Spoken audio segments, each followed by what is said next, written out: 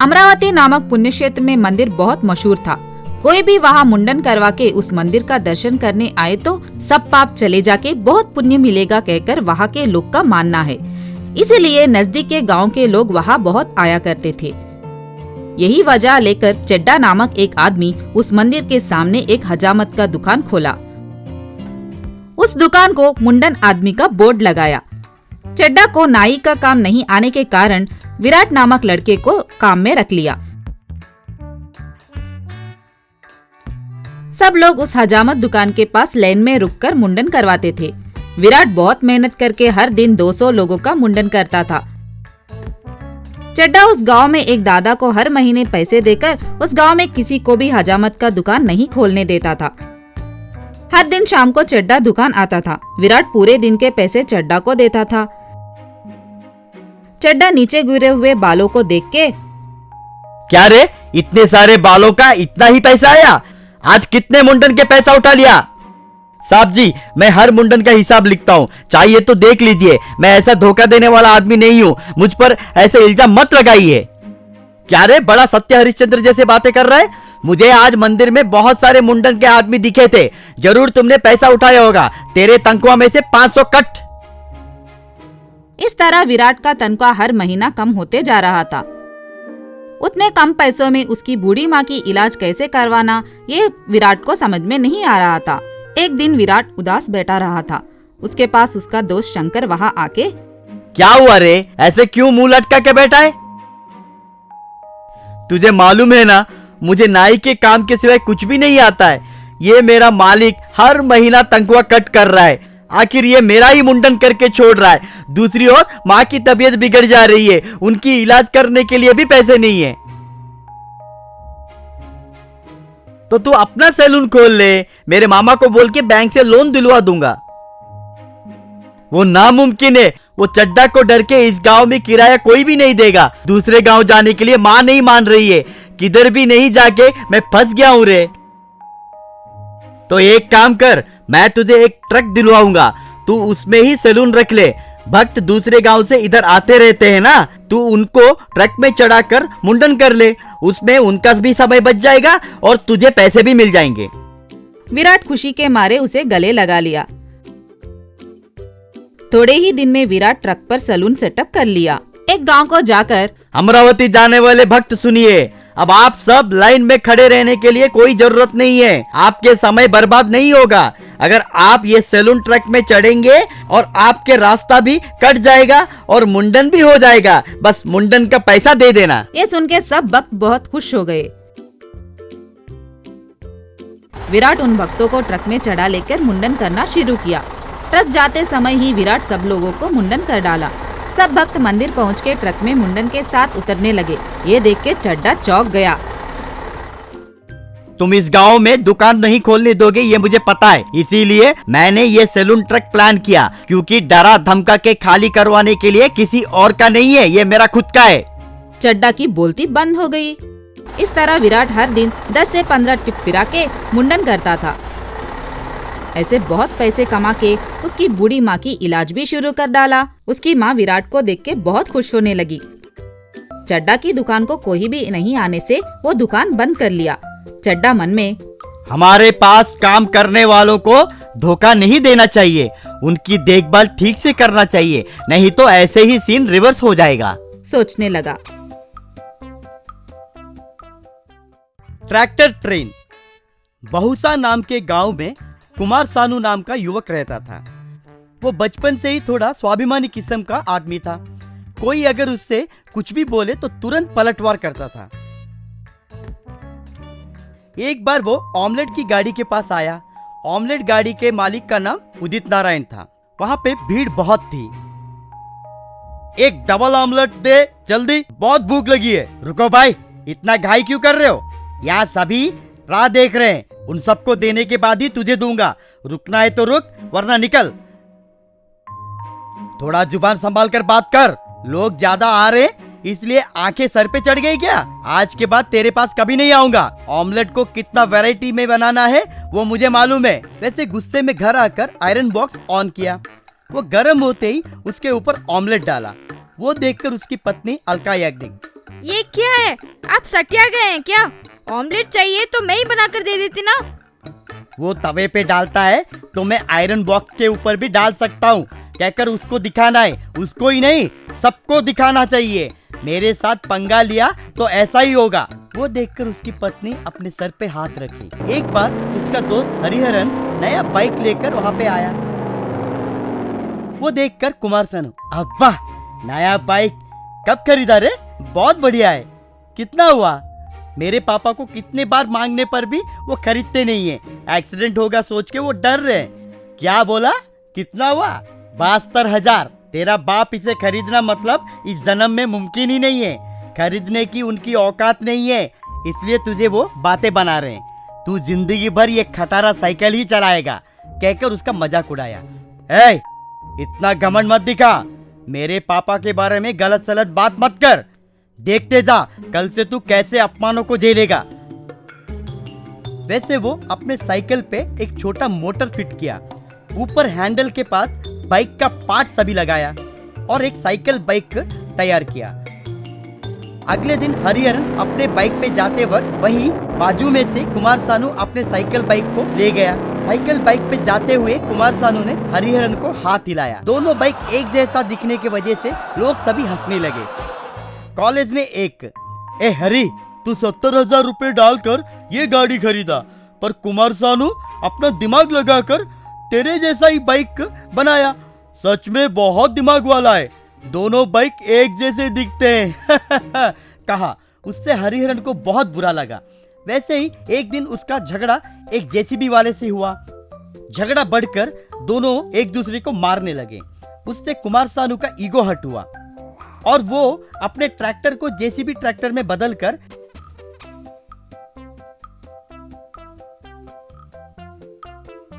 अपने खेत में गड्ढे खोदने लगा।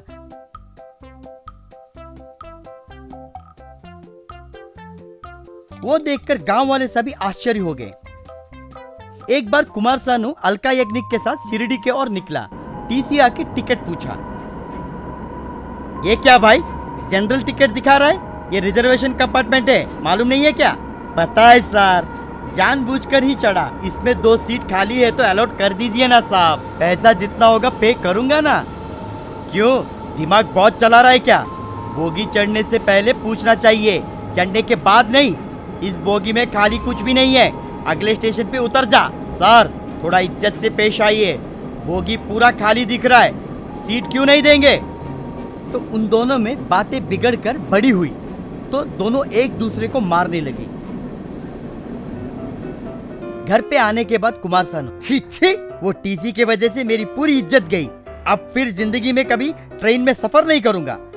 कहीं आप घर को ट्रेन में बदल तो नहीं देंगे ना? कृपया करके वैसे मत कीजिए। आहा, कितना अच्छा आइडिया दिया। सच में तू मेरे साथ रहेगी तो मैं अद्भुत से अद्भुत आविष्कार कर सकता हूँ। वो अपने ट्रैक्टर से गांव के बाहर एक ट्रैक के पास खराब पड़ा एक ट्रेन की बोगी के पास गया।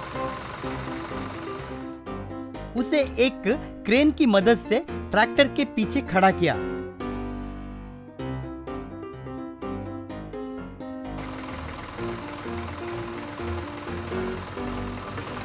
अब उसी में ही वो अपना संसार बसाया। बाजार जाने के लिए, सिनेमा जाने के लिए या कोई दूसरे गांव जाने के लिए वो उसी में जाया करता था। अलका याग्निक ये सब देखकर, वो टीसी की वजह से मेरे ऊपर मुसीबत आ पड़ी है। क्या है ये पागलपन? सभी लोग आप पर हंस रहे हैं। पागल, हंस नहीं रहे, हम पे वो जल रहे। ऐसे अपने घर के साथ सफर करने का मौका अंबानी के पास भी नहीं है। मुझे मगर बहुत अच्छा लग रहा है। उतने में वहां पे पुलिस आए। ए mister, you are under arrest. Constable, seize the vehicle. किसका परमिशन लेकर तू बोगी उठाकर लेकर आया? वो गवर्नमेंट प्रॉपर्टी है, क्या तुझे मालूम नहीं है? गवर्नमेंट प्रॉपर्टी को चोरी करने से तुझे सजा तो पक्का मिलेगी। चल स्टेशन कहा। वैसे बेचारा कुमार सानू जेल में सजा काटा। बाद में घर लौट के आया। देखा ना, आपकी ईगो की वजह से कितनी मुसीबतें झेलनी पड़ रही है। कहीं उस जेल में आपके साथ कोई बदसलूकी तो नहीं किए? फिर से घर को जेल बनाने का आइडिया तो नहीं है ना? वो बातें सुनकर कुमार सानू उसे प्रणाम किया। तब से कुमार सानू अपना ईगो छोड़कर आम जिंदगी बिताकर खुशी खुशी रहने लगा।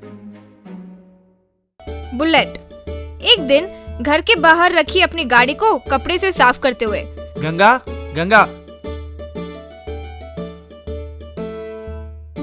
गंगा चिढ़कर, ये लो पानी।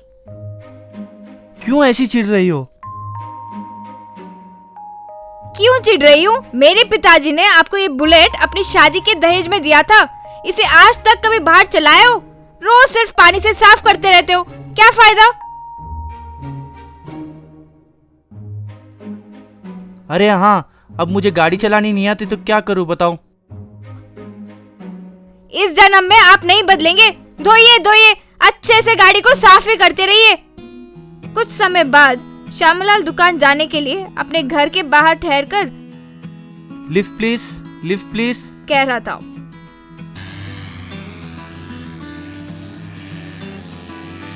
एक आदमी गाड़ी रोककर, क्या भाई, कहाँ जाना है? ब्रिज के पास भाई, छोड़ दोगे?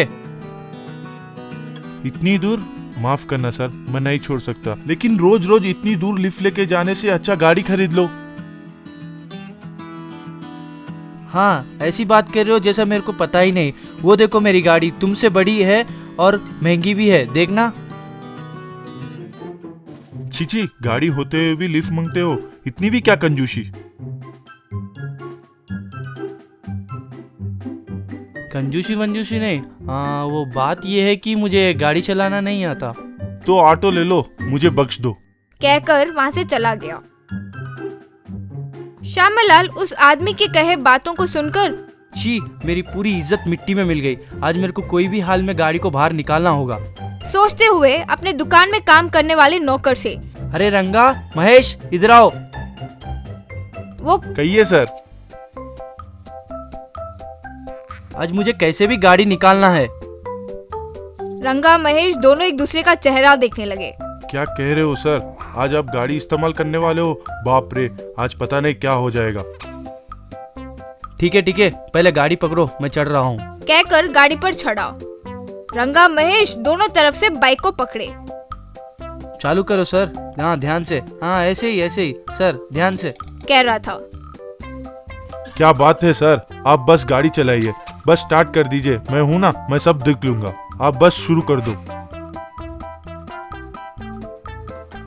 अरे चुप करो दोनों, तुम और तुम्हारा एंकरेजमेंट। मैं कोई गाड़ी वाड़ी चलाने वाला नहीं हूँ। अब से तुम दोनों घर से ऑफिस गाड़ी चलाते आओगे, मैं बस गाड़ी पर बैठूंगा। ये बात सुनकर रंगा महेश हैरान रह गए। फिर श्यामा रंगा महेश की मदद से पूरे गांव में गाड़ी धक्का मरवाते हुए चलाकर ले गया।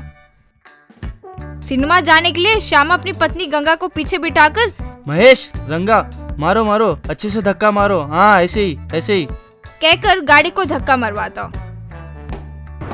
एक बार श्यामलाल रोड पर लिफ्ट सर पूछ रहा था। फिर सोचा, इतनी देर से लिफ्ट मांग रहा हूँ, एक इंसान भी नहीं रुका, देरी भी हो रही है। इतने में एक आदमी वहाँ आकर, क्या सर, लिफ्ट चाहिए? आओ बैठो। थैंक्स भाई। वैसे तुम्हारा नाम क्या है? मेरा नाम नवीन है सर। आगे रास्ते में छोटा सा काम है, उसे निपटा के चले तो आपको कोई ऐतराज तो नहीं? अरे ऐतराज़ी किस बात की? मुझे कौन सा पहाड़ तोड़ना है, जल्दी जाके चलिए।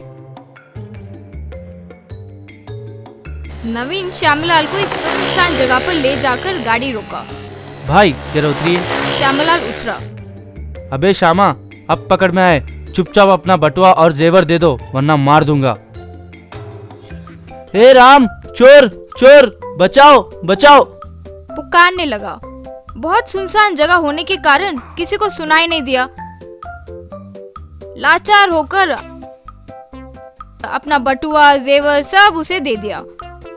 नवीन वो सब लेकर भाग गया। अच्छा, मेरी पत्नी कब से कह रही थी और मैं था कि बेवकूफों की तरह लिफ्ट मांगता फिरा। अच्छा सबक मिला, अब किसी भी हाल में गाड़ी सीखकर कल से बुलेट में खुद ही चलाऊंगा। सोचकर अगले दिन से खुद बुलेट चलाने लगा।